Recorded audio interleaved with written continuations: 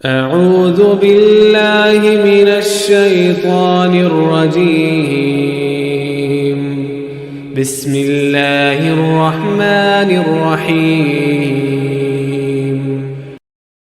قرآن پاک کی بہت ساری صورتوں میں حضرت نوح علیہ السلام کا تذکرہ ہے اور ایک تو مکمل سورہ ہے سورہ نوح۔ نوح علیہ السلام کا دور تقریباً 6500 سال پرانا ہے۔ نوح علیہ السلام کی قوم گمراہی اور بے راہی کا شکار تھی۔ قوم بت پرستی کرتی تھی، 5 بڑے بتوں کی پرستش کرتی تھی۔ ان 5 بتوں کے نام قرآن میں ذکر ہیں۔ یہ قوم نہ صرف شرک کر رہی تھی بلکہ بدکاری بھی کر رہی تھی۔ ان میں شاید ہی کوئی انسان ہو جو ایمان لانے والا ہو۔ اس کفر کے دور میں، شرک کے دور میں، ظلم کے دور میں، کھٹاٹوٹ اندھیرے میں اللہ تعالیٰ نے اپنے نبی نوح علیہ السلام کو اس قوم کی طرف بھیجا۔ سورہ اعراف میں ذکر ہے کہ نوح علیہ السلام نے اپنی قوم سے کہا کہ اللہ کی عبادت کرو، اس کے سوا تمہارا کوئی معبود نہیں ہے، اور ساتھ وارن بھی کیا کہ کہا کہ مجھے تمہارے بارے میں بڑے دن کے عذاب کا بہت ہی ڈر ہے۔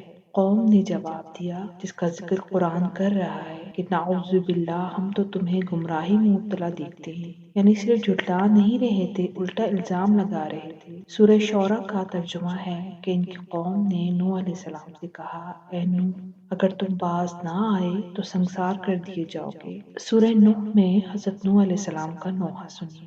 اے پروردگار، میں اپنی قوم کو دن رات بلاتا رہا، میرے بلانے پر یہ اور زیادہ گریز کرتے رہے۔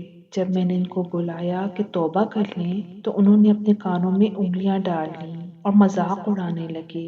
بہرحال نوح علیہ السلام روز لوگوں کو تبلیغ کرتے رہے، لیکن آپ کی بات سننے کو کوئی تیار نہیں تھا۔ اس دور میں گمراہی کا لیول کا اندازہ یوں لگا لیجئے کہ خود نوح علیہ السلام کی زوجہ اور آپ کا بیٹا کنعان، وہ بھی آپ پر ایمان نہ لائے۔ آپ لوگوں کو مسلسل تبلیغ کرتے رہے، لیکن لوگ مذاق اڑا رہے تھے، حتیٰ کہ آپ کے گھر والے بھی ایمان نہ لائے۔ آپ کو بہت صدمہ اور دکھ تھا۔ اللہ کے نبی بہت مغموم ہوئے۔ نام نوح اس لیے پڑا کہ آپ قوم کے غم میں اس حد تک مبتلا تھے اور اس طرح آہیں بھرتے تھے۔ نوح کا مطلب ہے نوحہ کرنے والا۔ آپ کی دعوت تبلیغ کا سلسلہ جاری رہا تو اللہ تعالیٰ نے دیکھا کہ مزید کوئی ایمان لانے والا نہیں ہے۔ یہ وہ موقع تھا جب اللہ تعالیٰ نے نبی کو حکم دیا کہ آپ ایک کشتی بنائیں۔ سورہ ہود کی ایک آیت کا ترجمہ ہے، ہماری نگرانی میں اور ہماری وحی کی مدد سے، یعنی یہ کشتی وحی الہی کی مدد سے بنی ہے، اور جو ظالم بن چکے ہیں ان کے بارے میں کوئی بات مجھ سے نہ کرو، یہ اب غرق ہو کر رہیں گے۔ اللہ کے نبی اللہ کے حکم سے کشتی بنا رہے تھے۔ دنیا کی سب سے بڑی کشتی کا آغاز ہو گیا تھا۔ پہلے تو وہاں کے لوگوں نے کوئی توجہ نہیں دی، لیکن جب کچھ وقت گزرا، جب اس کشتی کا کچھ رنگ روپ سامنے آنے لگا، پہلے تو لوگ حیران ہوئے، پھر مذاق اڑانے لگے۔ پہلے بھی مذاق اڑا رہے تھے جب کل تک دعوت تبلیغ دے رہے تھے، اس وقت کانوں میں انگلیاں ڈال لی تھیں، منہ پر کپڑے ڈال کر اکڑ کر بیٹھ جاتے تھے۔ قرآن مجید کے الفاظ ہیں، سورہ ہود کی آیت نمبر 38، ترجمہ: جب ان کی قوم کے سردار ان کے پاس سے گزرتے تو ان سے تمسخر کرتے۔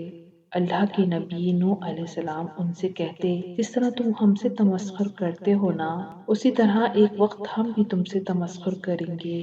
نوح علیہ السلام نے کشتی کی تعمیر کی، دنیا کی تاریخ کی سب سے بڑی کشتی۔ کشتی کی تکمیل کے بعد اللہ تعالیٰ کی جانب سے ایک اور حکم دیا گیا کہ اب اس بستی میں اہل ایمان کے علاوہ کوئی نہیں بچے گا۔ اللہ کی طرف سے حکم آیا کہ اے نوح، اہل ایمان کے علاوہ سب کے سب غرق ہو جانے والے ہیں۔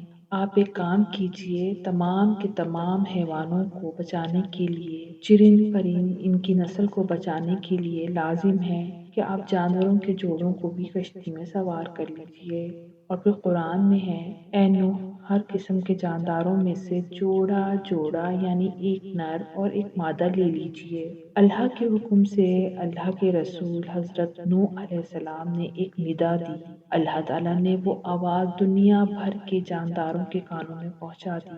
اللہ کے حکم سے دنیا بھر کے جوڑے، چاہے وہ پالتو جانور ہوں چاہے وہ جنگلی جانور ہوں، وہ خود بخود کشتی میں اللہ کے حکم سے سوار ہونے لگے۔ سب سے پہلے جو جنگلی جانور تھے وہ اس کشتی میں سوار ہو رہے تھے، یعنی شیر، ہاتھی، بھیڑیے وغیرہ۔ اس کے بعد زمین پر رینگنے والے جانور، سانپ، اژدہے، بچھو، یہ سب اس کشتی میں سوار ہو رہے تھے۔ یعنی دنیا بھر میں جتنے جانور تھے، ان سب جانوروں کا ایک ایک جوڑا اس کشتی میں آ رہا تھا۔ سارے کفار یہ منظر دیکھ رہے تھے اور حیران ہو رہے تھے کہ جانور، چرند پرند سب کشتی میں سوار ہو رہے ہیں۔ ساتھ ہی گنتی کے کچھ اہل ایمان بھی اللہ کے حکم سے سوار ہو رہے تھے۔ ایک روایت یہ بھی ہے کہ تمام جانداروں پر اللہ تعالیٰ نے سفر میں نیند طاری کر دی، سارا سفر نیند ان پر رہی۔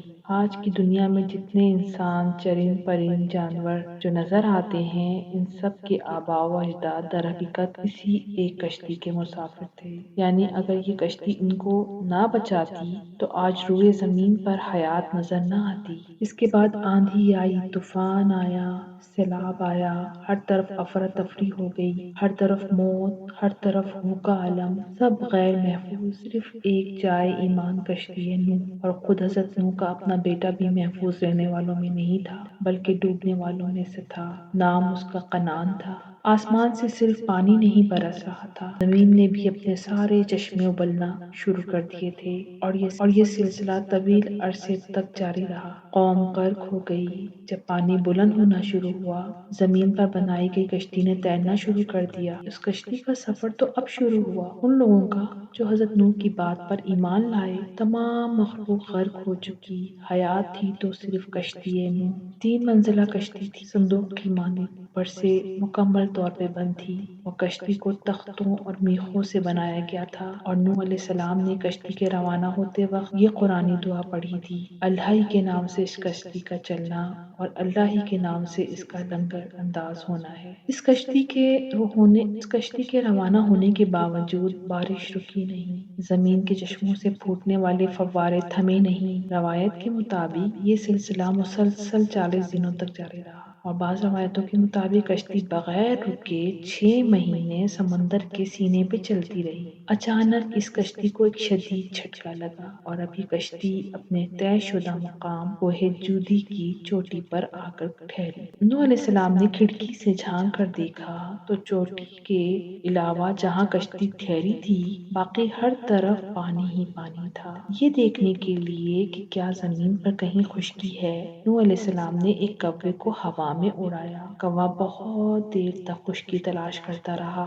لیکن خشکی اور پیر رکھنے کی جگہ اسے پورے عالم میں نہ ملی۔ وہ بہت دیر بعد کشتی میں واپس آ گیا۔ پھر نوح علیہ السلام نے ایک فاختہ کو ہوا میں اڑایا، اور وہ فاختہ بہت دیر اڑنے کے بعد جب واپس آئی تو اس کی چونچ میں زیتون کی پتی تھی، جس کا مطلب تھا کہ ایک مرتبہ پھر انسانوں، جانوروں، پرندوں کو زمین پر پناہ ملنے والی تھی۔ اب دوبارہ وہ زمین پر بسیرا کر سکیں گے۔ زمین خشک ہوئی۔ نوح علیہ السلام نے کشتی میں سوار تمام جانداروں کو آزاد کر دیا، ان کی نسل میں اضافے کے لیے برکت کی دعا کی۔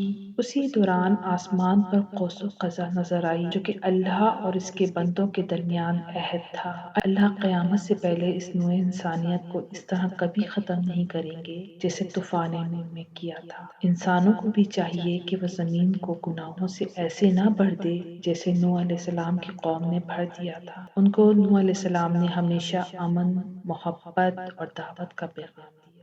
آپ سب دوستوں سے گزارش کرتی ہوں کہ ابھی تک اگر آپ نے ہمارے اس چینل کو سبسکرائب نہیں کیا تو برائے مہربانی سبسکرائب کے بٹن پر کلک کر دیں اور ساتھ بنے بیل آئیکن کو بھی پریس کر دیں۔